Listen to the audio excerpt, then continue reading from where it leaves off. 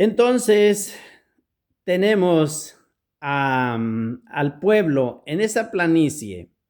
Ahora, van a empezar a viajar, van a empezar todos los 42 viajes que van a hacer, aunque el pueblo no sabe que van a ser 42, simplemente saben una ordenanza que dice, mientras la nube esté en el Mizcán, donde quiera que esté la nube, ahí va a permanecer el pueblo. Así que desde la inauguración del Mizcán, cuando la nube llegó o se presentó en el Mizcán y que envolvió, como dice la Torah, que envolvió aquel Mizcán, ellos están casi 12 meses y la nube siempre ha estado con ellos ahí en la tienda del encuentro. Ahora, aquí nos va a empezar a narrar esa manera de cómo se presenta la nube, porque ahorita va a la nube a empezar a caminar, a levantarse y a decir. Ahora, ¿qué enseñanza tiene todo el pueblo acerca de si la nube se levanta para hacerlos caminar? Ellos ya deben de tener completamente un conocimiento cómo es que van a partir. Y así nos va a empezar a decir aquí esa parte. Dice que después de que esté la nube, cuando la nube por la mañana, sí, y cuando por la mañana la nube se elevaba, ellos se ponían en marcha. El verso 21 del capítulo 9 dice, y cuando por la mañana la nube, perdón, el 21 dice, y a veces la nube se detenía y donde el anochecer hasta la mañana. Y cuando por la mañana la nube se elevaba, ellos se ponían en marcha. O si no, por un día o por una noche, o cuando se elevaba, ellos reanudaban la marcha. Eso nos está enseñando de cómo es que era el movimiento de ellos, siempre guiados por la nube. Entonces, de cuántos días iba a estar la nube caminando, dice que todo dependía del Eterno bendito, porque todo era según la voluntad de Hashem.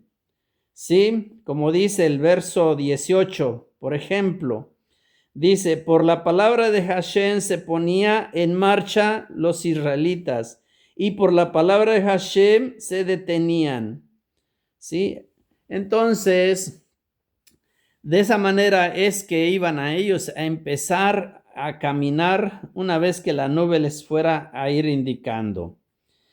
El antes de emprender la marcha, el Eterno le dice a Moshe que él fabrique 2 trompetas de plata, porque por medio de esas 2 trompetas de plata, él va a indicar a todo el pueblo cómo van a ir a hacer los movimientos. Va a indicarles cuándo van a marchar y cuándo se van a parar incluso, y qué orden van a estar llevando. Entonces dice que fabrica esas 2 trompetas de plata, que él mismo las haga de una masa de plata, digamos, y que él las empiece a fabricar, y tienen que ser fabricadas a martillo. Ok, una vez que ya tiene esas trompetas de plata, entonces le enseña cómo es que las debe de tocar para cada uno de los eventos que se tienen. ¿Sí? Y para ello la Torah nos habla de 2 tipos de sonidos. Nos habla del sonido del tequía y nos habla del sonido del terúa. Y entonces nos va a estar enseñando cómo es que va a tocar y cuándo es que se deben de tocar ese sonido. Sí, después de que ya tiene las trompetas de plata, dice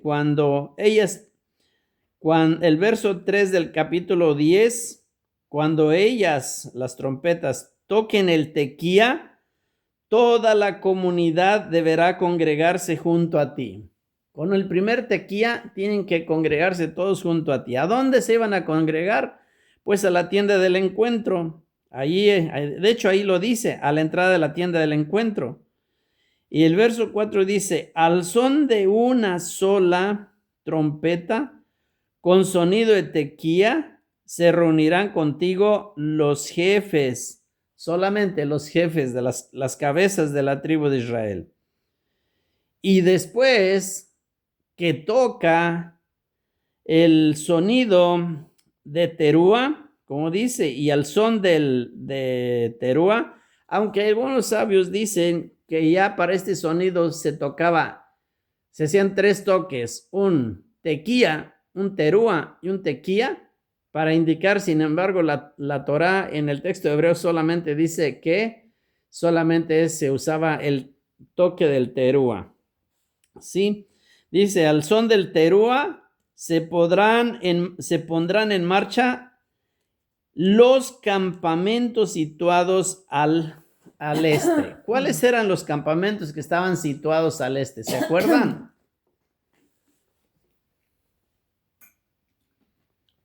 ¿Se acuerdan cuál era?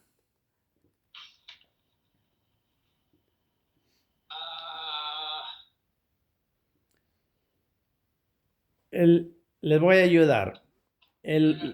Primeramente, desde cuando la otra porción que vimos en cómo se estaban acomodados los campamentos según sus banderas, estaba hacia el este y quien encabezaba todos los campamentos es Yehudá. Primeramente, entonces los que están al este dice que son los que van a empezar a caminar al este. Era la tribu de Judá, la tribu de Isahar y la tribu de Zabulón. Son los 3 que van a emprender el camino con el primer toque del terúa.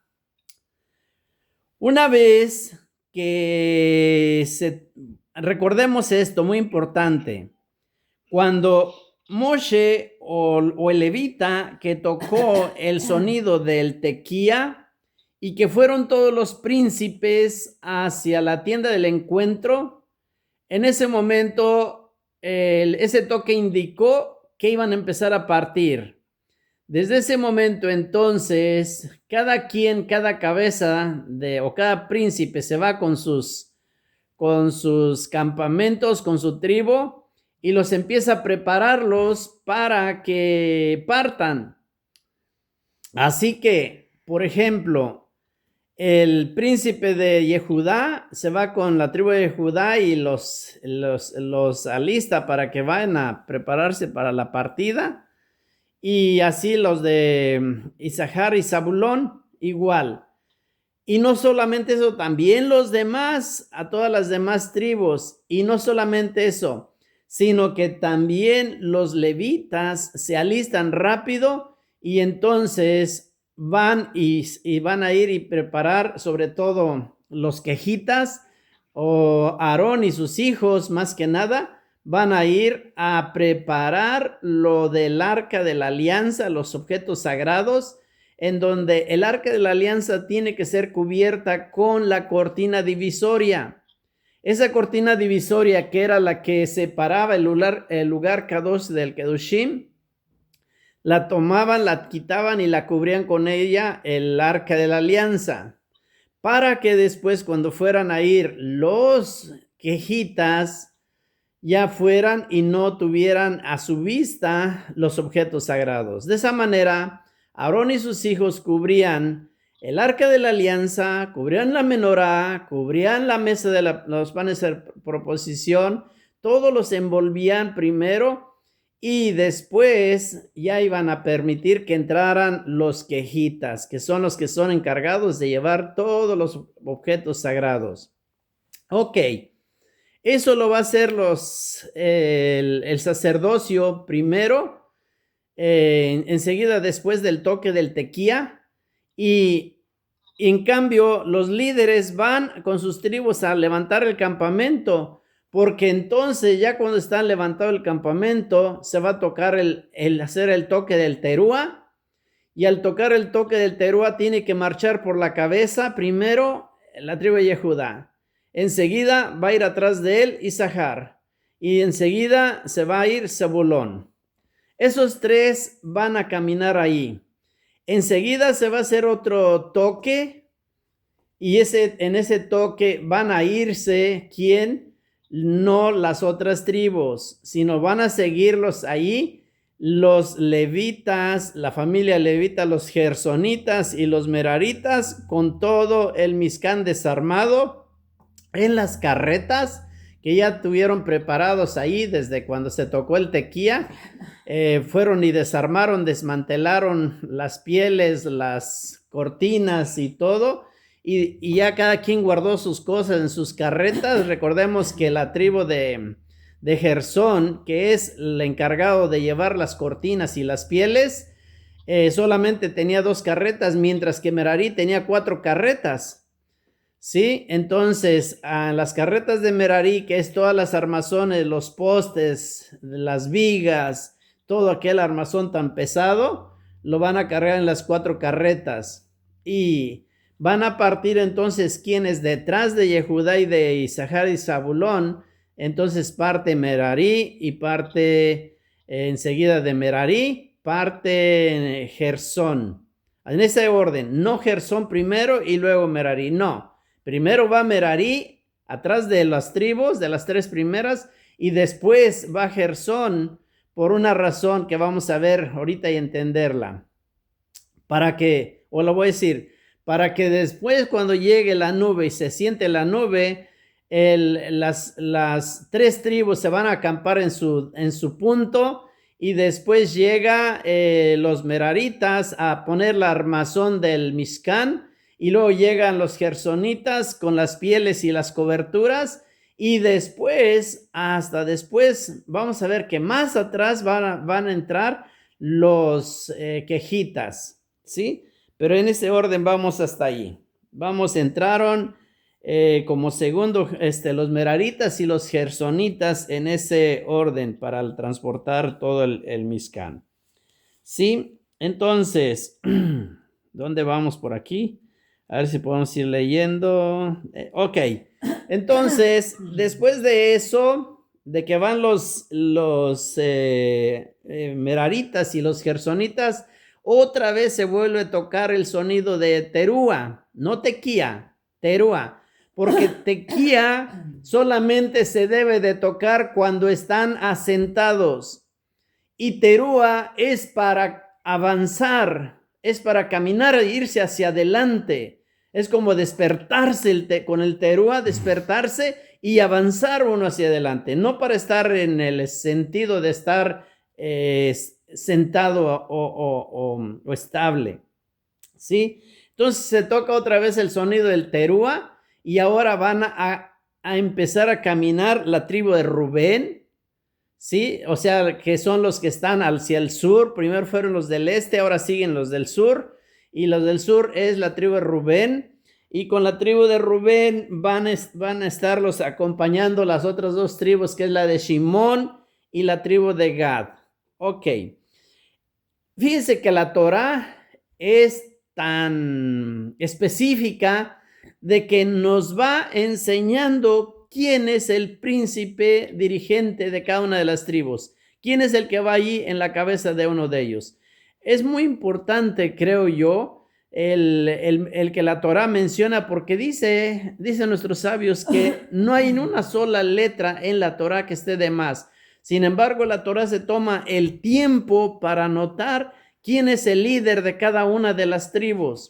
Eso tiene una relevancia mucho más adelante, después ya cuando van en el camino hacia la tierra prometida. Por eso es la importancia de que la Torah nos enseña quién es el líder y además hijo de quién es en cada uno de ellos. No los voy a ir mencionando para no entretenernos mucho, pero debemos de tenerlo eso en mente.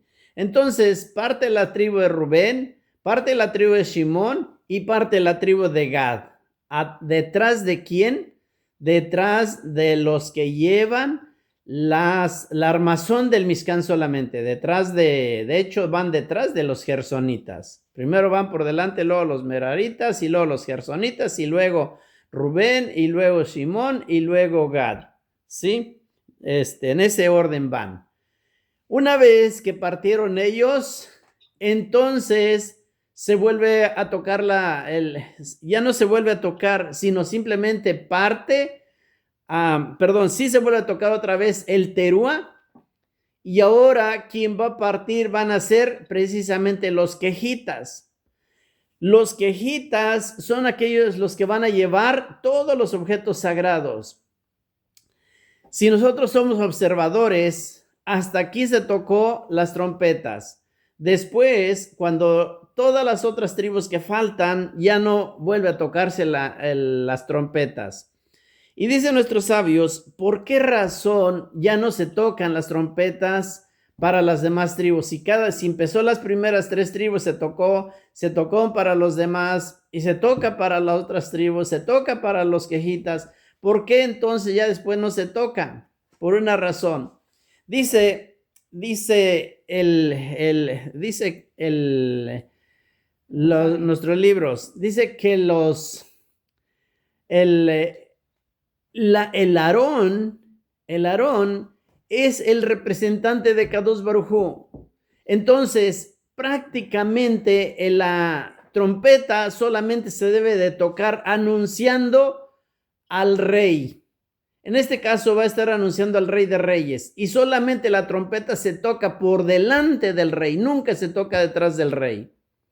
Esa es la razón en la cual entonces ellos van tocando las trompetas y la trompeta para que vayan saliendo hasta que sale el Aarón Kodesh, que va llevado por aquellas personas tan especiales, cargando en sus hombros aquella arca y las mesas y todas las cosas sagradas. Pero entonces los toques siempre van a ir por delante del Aarón.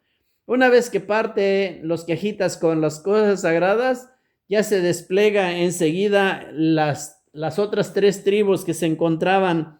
Tenemos el este, el sur, el oeste y al final el norte. Sí, son los últimos que van a partir. Entonces ahora siguen los del oeste, que serían la tribu de Efraín, la tribu de Manashe, junto con la tribu de Benjamín.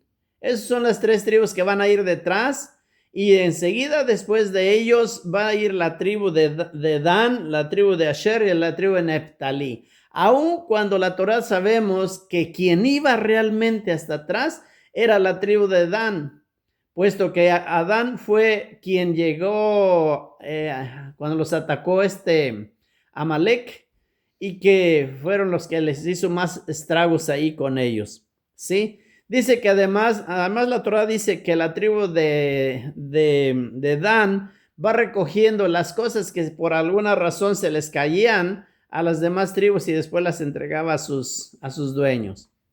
Entonces, ese es el orden que van a llevar ahí ¿cómo se dice? Las tribus caminando ahí en ello, para enseñarnos ahí cómo el campamento estaba bien organizado. En este pequeño párrafo que estuvimos ahorita prácticamente leyendo, que abarca de lo que es el capítulo 10 del 1 al 10, aquí, si nosotros somos meticulosos y observadores y contamos las palabras que hay en este párrafo, vamos a encontrar que se encuentran 106 palabras. 106 palabras, y dice nuestros sabios, esas 106 palabras hacen alusión precisamente a vuestro Dios como el Rey. Y esa parte termina con una palabra que dice, una frase primeramente, la frase, Ani Adonai Elohechem. Sí, así termina el verso 10. Ani Adonai Elohechem. En donde Elohechem es un indicador como diciendo vuestro Dios, el Rey. ¿Sí? Y esta palabra Elohechem también su valor numérico es precisamente 106. Entonces, por eso nuestros sabios nos hacen hincapié en entender de que el arca está representando a ese rey, Y por esa razón, las trompetas siempre se iban a estar tocando, porque está diciendo, Ani Adonai Elohejem, y Elohejem es el rey, ¿sí? Es lo que nos va mostrando, enseñando en esa parte, esta parte de la Torah. Enseguida de eso, ¿sí? Cuando el pueblo parte de ahí de Sinaí, dice el verso 11 del capítulo 10, nos dice que al año segundo, o el segundo año, después de haber salido de Egipto, del Éxodo, el día 20 del segundo mes, ¿sí?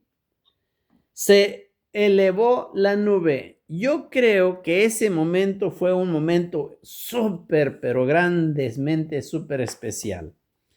¿Por qué? El pueblo aquel había visto cómo llegó la presencia divina y cómo moraba la presencia divina en el Mishkan, en donde siempre estaba aquella nube. Pero mirar después que esa nube se elevó, yo no sé, pero yo me pongo a pensar qué pensarían todos aquellos cuando se elevó. O sea, por un lado sabían que iba a elevarse y que la nube los iba a estar guiando para ir a otro lado. Por otro lado, podían pensarse, ¿y a dónde nos va a llevar? ¿O irá a regresar con nosotros? ¿O se nos va a ir ya? Muchas cosas creo que se pueden pensar. Sin embargo, creo que ese momento es muy histórico y ese día está histórico, digamos, porque la misma Torah nos está hablando y dice específicamente marcando la fecha, el día 20 del segundo mes después de haber salido de Egipto, del segundo año. Entonces, ¿cuándo es ese día 20? Es el día, el 20 es Shabbat Shalom, Shabbat Shalom. Ese día 20 es el día 20 del segundo mes y el segundo mes es el mes de Iyar. ¿Cuántos días dura la Pesach Sheni? Dura 7 días, como dijimos, y si termina el día 21, entonces hay una pregunta que yo tengo volando por ahí que no la he resuelto, en la cual, ¿por qué salen antes de que termine, antes de que sea el día 21 y se parten el día 20? Como dice aquí la Torah, el día 20 del segundo día, del segundo mes. El día 20 del segundo mes del segundo año. Dice que entonces en ese día se elevó la nube por sobre el Mishkan, la tienda del encuentro, y entonces los israelitas se embarcaron en el primer viaje que fueron dándose hacia el desierto. ¿Sí?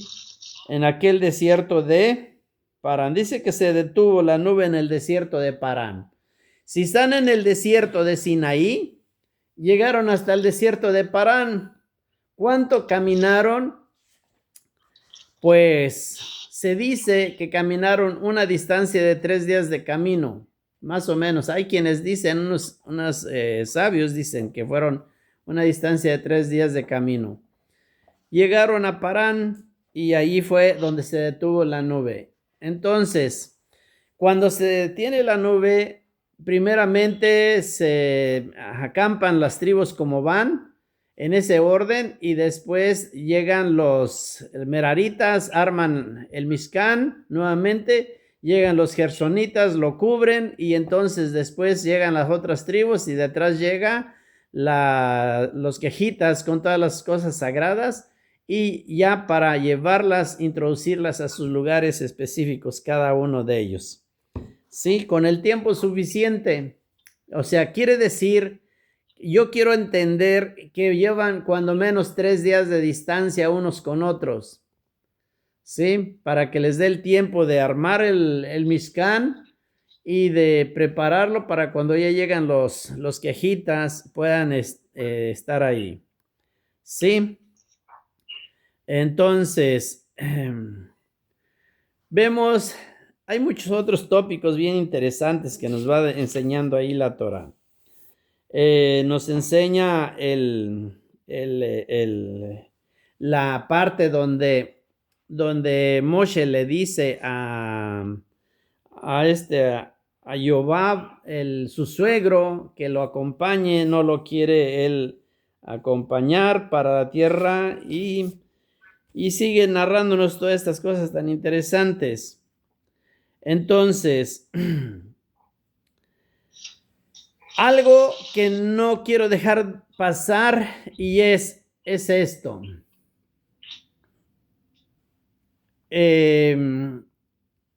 Lo que Moshe Rabbeinu, lo que repetimos cada Shabbat cuando sacamos el Sefer Torah, aquí está, en esta parte, en esta aliyá, la aliyá número 6. Es muy interesante. ¿Qué dice? El capítulo 10, verso 35, que dice, al partir el arca, Moshe decía, esas palabras que siempre repetimos cuando vamos a sacar el Aarón, levántate, sí. Hashem. Levántate, oh Hashem, que se dispersen tus enemigos, que huyan de ti los que te odian. ¿Sí? Y cuando descansaron. Por eso dice así, Vaihi Benesoa Aharón, Vayomer Moshe, Kuma Kuma Adonai, Kuma Kuma Adonai, Vaifusu, manifiéstate, oh Hashem. Vaifusu no hay enemigos. Ajá. Manifiéstate, Hashem, que tus enemigos huyan de tu presencia. Entonces, muchas veces, cuando no sabemos o que escuchamos frases como estas, a veces pensamos, ¿de dónde se la saca la gente? ¿Cómo Moshe va a estar diciendo esas cosas? ¿Y cómo le va a estar hablando al Eterno? Levántate. ¿A qué se refiere? Entonces, esto tiene una ligación fuerte con la palabra que estábamos diciendo anterior, Ani Adonai Elohechem. ¿Sí? ¿Por qué? Porque el Aarón en este caso está representando a ese rey tan grande. Por eso le dice, levántate, oh Hashem, y que tus enemigos huyan. Dice que con el arca todo se esparcía. Cuando iba el arca caminando, todo se esparcía y se iba. Se alejaba tanto los animales feroces como víboras, escorpiones, todo se alejaba y todo la tierra misma se aplanaba donde iban. Era impresionante. Y cuando se sentaban en el lugar, cuando llegaba la nube, entonces, como decía Moshe, reposa tranquilo, Hashem. Shuvah. Por eso decimos así siempre. Shuvah Adonai. ¿Sí? Reposa tranquilo, Hashem, entre las miriadas de miles de Israel. Entre las miriadas de los miles de Israel. ¿Qué momentos tan más extraordinarios podrían ser? ¿Qué cosas tan maravillosísimas miraban toda esta gente? ¿Qué momentos tan especiales les tocó vivir? Muchas veces, ¿cuántos quisiéramos haber estado ahí y cuántos habríamos sido, no sé qué cosas, como no creo que aguantáramos lo que toda aquella gente aguantó con aquellas, en aquel desierto? ¿Por qué digo esto? Porque vamos a ver que después viene enseguida otro tema que dice que el pueblo se rebeló ante Hashem y le piden a Hashem que les dé carne y empiezan a hacer un montón de cosas. ¿Sí?